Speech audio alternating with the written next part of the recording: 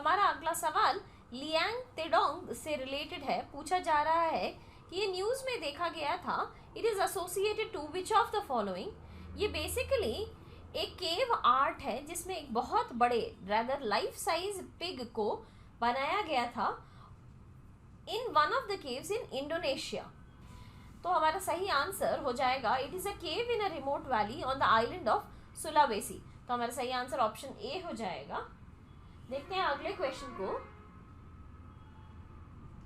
हमारा अगला सवाल पार्लियामेंट्री फोरम्स के कॉम्पोजिशन से रिलेटेड है। पार्लियामेंट्री फोरम को बनाने का बेसिक पर्पस ये रहता है कि हम लोग नॉलेज शेयर कर सकें विद इन जो भी बिल्स पास हो रहे हैं in parliament. In general speaker president होते हैं हर एक फोरम का, एक्सेप्टिंग दोज फोरम्स जहाँ की चेयरमैन ऑफ द राज्यसभा उसके मेंबर होते हैं और उसके प्रेसिडेंट भी, and that is the forum on population and public health. तो हमारा पहला स्टेटमेंट जो बोल रहा है that speaker of Lok Sabha is the president of all the forums, ये स्टेटमेंट इनकरेक्ट है। ये तब प्रेसिडेंट नहीं होते हैं जब चेयरमैन ऑफ राज्यसभा प्रेसिडेंट होते हैं। सेकंड स्टेटमेंट हमारा बोल रहा है that members of these forums are nominated by the president of India, कि प्रेसिडेंट द्वारा नॉमिनेशन किया जाता है इसके मेंबर्स को। ये स्टेटमेंट इनकरेक्ट है क्योंकि इनके मेंबर्स का चयन किया जाता है, मतलब नॉमिनेशन किया जाता है बाय स्पीकर या chairman amongst leaders of the various political parties, जिनको की स्पेशल नॉलेज होता है या इंटरेस्ट होता है उस पर्टिकुलर सब्जेक्ट का। सो प्रेसिडेंट द्वारा नॉमिनेशन नहीं किया जाता है with respect to parliamentary forums. हमारा थर्ड एंड फाइनल स्टेटमेंट बोल रहा है that the duration of the office of members of forum is 1 year. इसका 1 साल का ड्यूरेशन होता है। ये स्टेटमेंट भी इनकरेक्ट है क्योंकि इनका यूजुअली 5 साल का ड्यूरेशन होता है टर्म, मतलब वो जब तक हाउस के मेंबर रहेंगे तब तक फोरम के मेंबर रहेंगे। इसलिए हमारे क्वेश्चन में इनकरेक्ट स्टेटमेंट्स ये तीनों ही हो जाएंगे।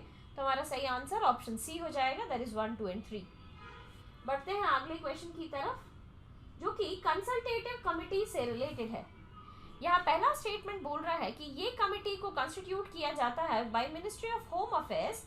ये स्टेटमेंट इनकरेक्ट है क्योंकि कंसल्टेटिव कमिटी कंसल्टेशन के लिए बनाया जाता है। ये एक तरीके का इनफॉर्मल डिस्कशन होता है। ये हर एक मिनिस्ट्री के द्वारा अटैच रहती है और दोनों ही हाउसेस से इसके मेंबर्स चयन किए जाते हैं। इनका constitution ministry of parliamentary affairs द्वारा किया जाता है। हमारा सेकंड स्टेटमेंट जो बोल रहा है that the term of office of each consultative committee is 1 year from the date of its constitution. ये स्टेटमेंट भी इनकरेक्ट है क्योंकि इनका भी टर्म 1 साल का नहीं होता है, इनका टर्म 5 साल का होता है। जैसे ही लोकसभा डिसॉल्व कर जाएगी तो ये कंसल्टेटिव कमिटीज भी साथ ही साथ डिसॉल्व कर जाएंगे। इसलिए हमारे क्वेश्चन में ये दोनों में से कोई भी स्टेटमेंट सही नहीं होगा। तो हमारा सही आंसर ऑप्शन डी हो जाएगा, दैट इज नीदर 1 नॉर 2। अब बढ़ते हैं अगले क्वेश्चन की तरफ जो कि फिलॉसफी ऑफ जैनिज्म से रिलेटेड है। यहाँ पहला स्टेटमेंट बोल रहा है that the basic philosophy of Jainism has already been in existence in North India before the birth of Mahavir. मतलब महावीर के जन्म से पहले ही जैनिज्म का फिलॉसफी चल रहा था। ये स्टेटमेंट बिल्कुल करेक्ट है क्योंकि हमें पता है कि महावीर 24वें गुरु थे जैनिज्म के। तो ऑब्वियसली जो भी इनसे पहले के गुरुज रहे होंगे उन्होंने फिलॉसफी को प्रोपाउंड किया ही था। हमारा सेकेंड स्टेटमेंट बोल रहा है कि इस फिलॉसफी के तहत The cycle of birth and rebirth is shaped through a wholehearted devotion towards God। इसका मतलब कर्मा का जो साइकिल होता है ऑफ बर्थ एंड रीबर्थ, ये ईश्वर में विश्वास रखने और ईश्वर की पूजा शक्ति पे काम करने से ही होता है। ये स्टेटमेंट इनकरेक्ट है क्योंकि जैनिज्म ये कहता है कि ये बर्थ और रीबर्थ का जो साइकिल है ये कर्मा पे बेस्ड रहता है। आपके कर्म डिफाइन करेंगे कि आपका नेक्स्ट लाइफ कैसा रहेगा। तो इसलिए हमारे क्वेश्चन में करेक्ट स्टेटमेंट सिर्फ पहला हो जाएगा, तो सही answer option A, that is 1 only हो जाएगा। अब बढ़ते हैं हम लोग अगले क्वेश्चन की तरफ जो कि लॉन्ग टर्म रेपो ऑपरेशन से रिलेटेड है। लॉन्ग टर्म रेपो ऑपरेशन एक तरीके का मैकेनिज्म होता है कि मॉनेटरी पॉलिसी का ट्रांसमिशन किया जा सके। मतलब अगर आरबीआई रेपो रेट को ट्विंच करती है, बढ़ाती है या घटाती है, तो बैंक्स भी रिस्पेक्टिवली अपने इंटरेस्ट रेट को बढ़ाएं या घटाएं, इसे इंश्योर करने के लिए लॉन्ग टर्म रेपो ऑपरेशंस या LTRO का यूज किया जाता है. So basically it is a method, या रादर ये मदद करती है लिक्विडिटी इंजेक्ट करने के लिए इन द बैंकिंग सिस्टम. तो पहला स्टेटमेंट जो हमारा बोल रहा है कि using the facility of LTRO banks can avail loans at an interest rate which is marginally lesser than the repo rate. ये स्टेटमेंट इनकरेक्ट है क्योंकि इसके तहत बैंक्स लोन तो अवेल कर सकते हैं, लेकिन इनका इंटरेस्ट रेट ज़्यादा होता है दैन द रेपो रेट अगर उनका मैच्योरिटी पीरियड हाई रहता है तो, और अदरवाइज अगर छोटा मैच्योरिटी पीरियड हो तो इनका इंटरेस्ट रेट रेपो रेट के ही बराबर रहेगा. So it can never be marginally less than the repo rate. हमारा सेकेंड स्टेटमेंट बोल रहा है that the eligible collateral and the applicable haircuts for LTRO will remain as applicable for liquidity adjustment facility.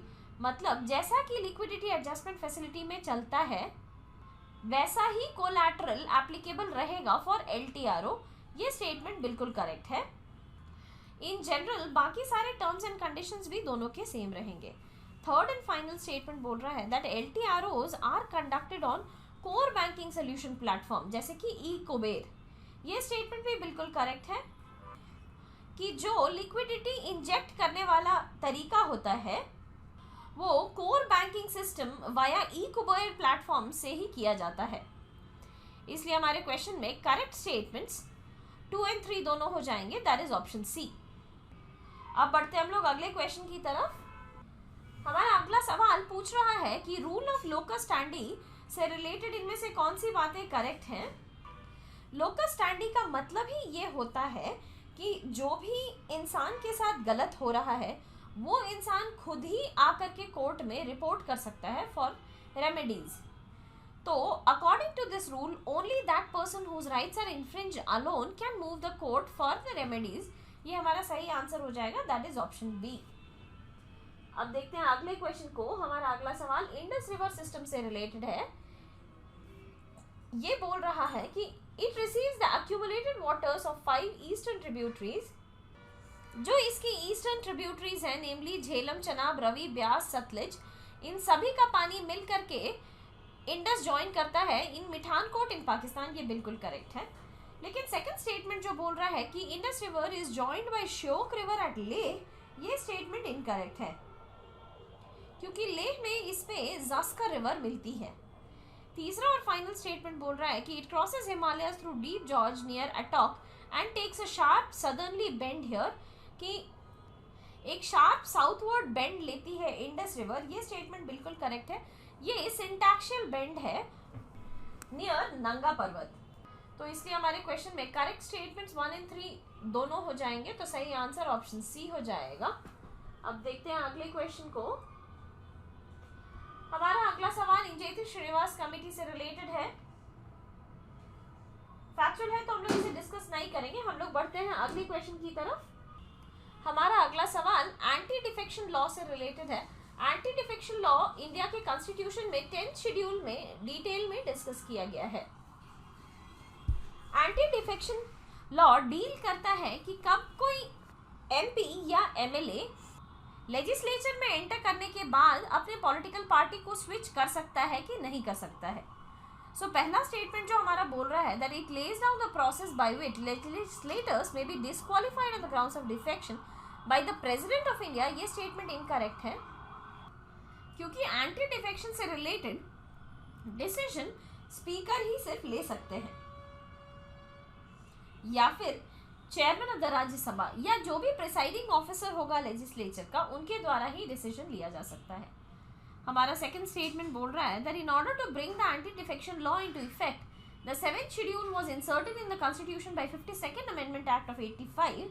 ये statement incorrect है क्योंकि हम लोगों ने देखा कि एंटी डिफेक्शन को 7th शेड्यूल में नहीं डिस्कस किया गया, 10th शेड्यूल में डिस्कस किया गया है. और तीसरा और फाइनल स्टेटमेंट बोल रहा है कि this law only applies to both the houses of parliament not the state legislatures as they have enacted their own separate law. ये स्टेटमेंट भी इनकरेक्ट है क्योंकि ये स्टेट लेजिस्लेचर पर भी एप्लीकेबल होता है. इसलिए हमारे क्वेश्चन में करेक्ट स्टेटमेंट्स इन तीनों में से कोई नहीं होंगे, तो हमारा सही आंसर ऑप्शन डी हो जाएगा, that is none of the above. अब देखते हैं हम लोग अगले क्वेश्चन को। हमारा अगला सवाल बोल रहा है कि इंडिया का रैंक 85th आया है इन हेनलीज पासपोर्ट इंडेक्स ऑफ 2021। इस टर्म्स में हेनलीज पासपोर्ट इंडेक्स से रिलेटेड इनमें से कौन सी बातें करेक्ट है? पहला स्टेटमेंट बोल रहा है कि it is the original ranking of all the democratic nations according to the number of destinations their holders can access without a prior visa. इसका मतलब बिना वीजा के कितना नंबर ऑफ डेस्टिनेशंस उनके होल्डर्स जा सकते हैं, वैसे पासपोर्ट्स को रैंक किया गया है। ऑब्वियसली तो बेसिकली हम लोग वैसे कंट्रीज को रैंक कर रहे हैं। सो ये स्टेटमेंट बिल्कुल करेक्ट है and is the correct description for Henley's passport index. हमारा सेकंड स्टेटमेंट बोल रहा है that the ranking is based on exclusive data from International Civil Aviation Organization. ये स्टेटमेंट इनकरेक्ट है क्योंकि ये डेटा जिसके बेसिस पर रैंकिंग दी जाती है, it is based on international air transport association, that is IATA। हमारा थर्ड एंड फाइनल स्टेटमेंट बोल रहा है that USA continues to hold the number 1 position on index with passport holders able to access 191 destinations around the world visa free। ये statement incorrect है क्योंकि first rank is held by Japan whereas second position is held by Singapore। तो इसलिए हमारे question में correct statement सिर्फ पहला हो जाएगा, तो सही आंसर हमारा option D that is 1 only हो जाएगा। अब बढ़ते हैं हम लोग अगले क्वेश्चन की तरफ। हमारा अगला सवाल माघी मेला से रिलेटेड है। हमारा पहला स्टेटमेंट बोल रहा है कि it is the occasion when Sikh commemorate the sacrifice of 46 who fought for Guru Tegh Bahadur. ये स्टेटमेंट इनकरेक्ट है। ऑल्दो माघी मेला सिखों का एक फेस्टिवल है जिसमें 40 सिख के सैक्रिफाइस को ऑब्जर्व किया जाता है, कमेमोरेट किया जाता है, but who did not fight for Guru Tegh Bahadur, who fought for गुरु गोविंद सिंह जी। हमारा सेकंड स्टेटमेंट बोल रहा है that the eve of Maghi is common Indian festival of Lohri when bonfires are lit in Hindu homes to greet the birth of sons in the family। ये statement बिल्कुल correct है। और third and final statement जो बोल रहा है कि it is held in Muktsar Punjab every year in January in the month of Magh according to Saka calendar. ये स्टेटमेंट इनकरेक्ट है क्योंकि इनके कैलेंडर का नाम नानक शाही कैलेंडर है। तो इसलिए हमारे क्वेश्चन में करेक्ट स्टेटमेंट सिर्फ सेकंड हो जाएगा, तो हमारा सही answer option see that is 2 only हो जाएगा। अब बढ़ते हैं हम लोग अगले क्वेश्चन की तरफ। हमारा अगला सवाल डेडिकेटेड फ्राइट कॉरिडोर से रिलेटेड है। यहाँ पहला स्टेटमेंट बोल रहा है कि entire eastern dedicated freight corridor is being built with a loan from Japan International Cooperation Agency JICA except for the last portion between Bihar and West Bengal. Eastern dedicated freight corridor usually iron and steel के industry को feed करेगा और इसे fund करने वाली body World Bank है and not JICA. तो हमारा पहला स्टेटमेंट इनकरेक्ट हो जाता है। whereas the western dedicated freight corridor is being funded by the Asian Development Bank। ये स्टेटमेंट भी इनकरेक्ट है क्योंकि वेस्टर्न डेडिकेटेड फ्राइट कॉरिडोर को जिका फंड कर रही है। इसलिए हमारे क्वेश्चन में करेक्ट स्टेटमेंट्स इन दोनों में से कोई नहीं होंगे, तो सही आंसर हमारा option D that is neither 1 nor 2 हो जाएगा। अब बढ़ते हैं हम लोग अगले क्वेश्चन की तरफ। हमारा अगला सवाल is in reference to the difference कि पार्डनिंग पावर द प्रेसिडेंट और पार्डनिंग पावर द गवर्नर में क्या फर्क है। तो हमारा पहला स्टेटमेंट जो बोल रहा है कि while the president can pardon the punishment inflicted by court martial, governor ये नहीं कर सकते हैं। ये स्टेटमेंट बिल्कुल करेक्ट है। कोर्ट मार्शल डिफेंस फोर्सेस में पनिशमेंट के तौर पर दिया जाता है। उसमें अगर कोई पनिशमेंट मिलता है तो प्रेसिडेंट के पास ये अथॉरिटी होती है कि वो पार्डन कर सकते हैं, लेकिन गवर्नर के पास ये अथॉरिटी नहीं होती है। सेकेंड स्टेटमेंट हमारा बोल रहा है the governor can grant the pardon only if the offences is against the state law. ये स्टेटमेंट भी बिल्कुल करेक्ट है। जहां तक स्टेट का पावर एक्सटेंड करता है वहीं तक गवर्नर पार्डन कर सकते हैं, उसके बाद वो नहीं कर सकते हैं। हमारा तीसरा और फाइनल स्टेटमेंट बोल रहा है कि if a state law prescribes the death sentence then the power to grant pardon lies only with the governor. ये स्टेटमेंट इनकरेक्ट है क्योंकि गवर्नर डेथ सेंटेंस को पार्डन नहीं कर सकते हैं, वेराज प्रेसिडेंट डेथ सेंटेंस को भी पार्डन कर सकते हैं। पार्डन कर देना का मतलब हुआ कि किसी भी तरीके के पनिशमेंट से पूरी तरह छुट्टी कर देना। तो इसलिए हमारे क्वेश्चन में करेक्ट स्टेटमेंट्स 1 और 2 ओनली हो जाएंगे, तो सही आंसर हमारा ऑप्शन ए हो जाएगा।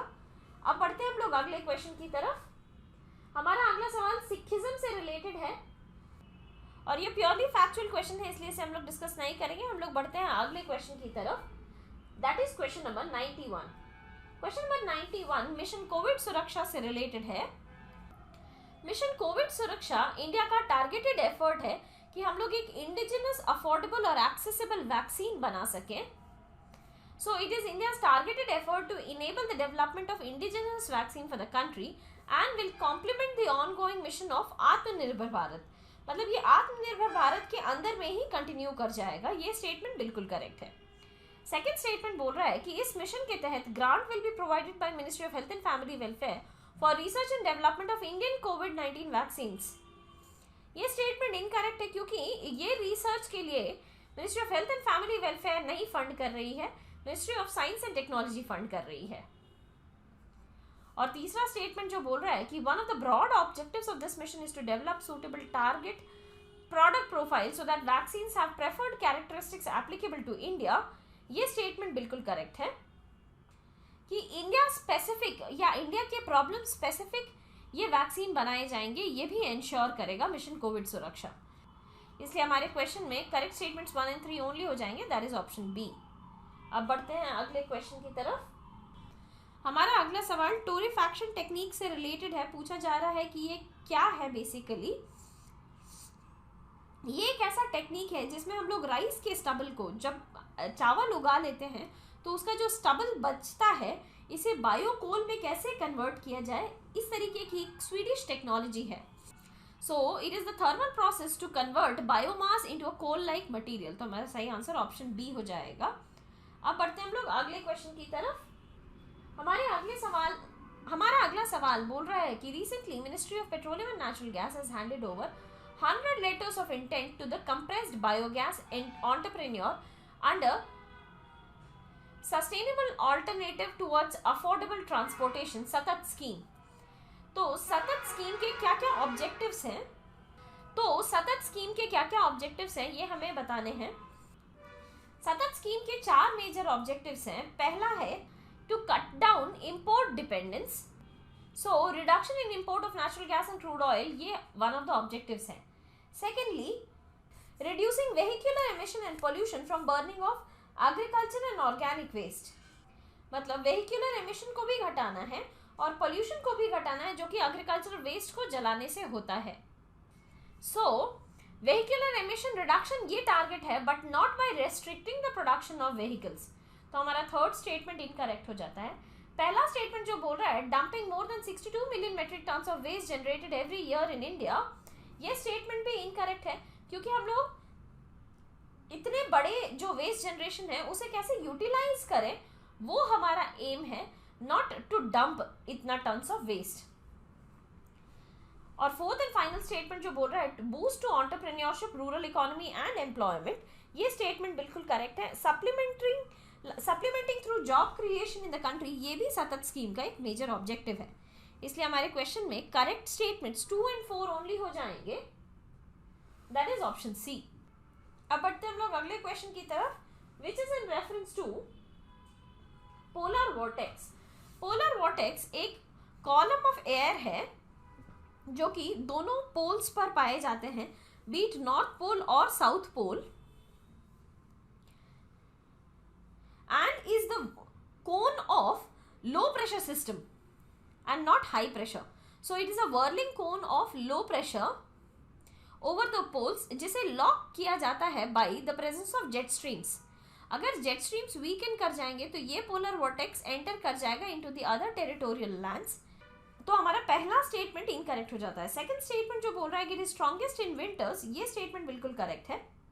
इसलिए हमारे क्वेश्चन में करेक्ट स्टेटमेंट सिर्फ 2 ओनली हो जाएगा, दैट इज ऑप्शन बी। अब बढ़ते हैं अगले क्वेश्चन की तरफ, which is in reference to public interest litigation.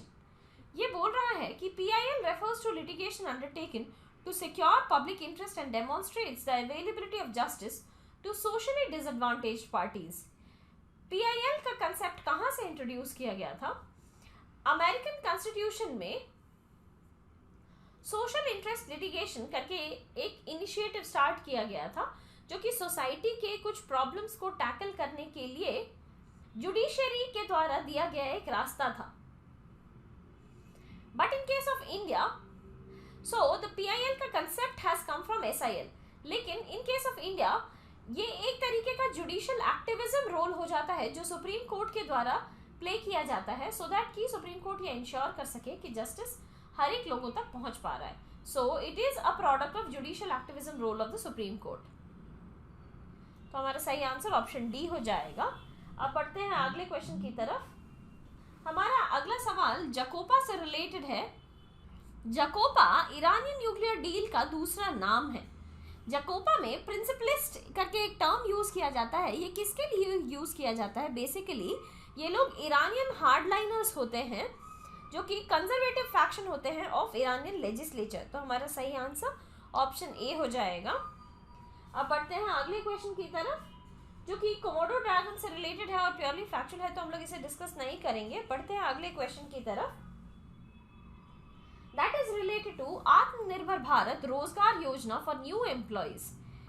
हमारा पहला स्टेटमेंट बोल रहा है that it aims to boost formal sector and employees joining employment with monthly wages less than 18,000 will be covered. इसका मतलब वैसे एम्प्लॉयज जिनका 18,000 से कम मंथली इनकम है वो इसमें ज्वाइन कर सकते हैं। ये स्टेटमेंट इनकरेक्ट है क्योंकि minimum criteria is for income less than 15,000 per month.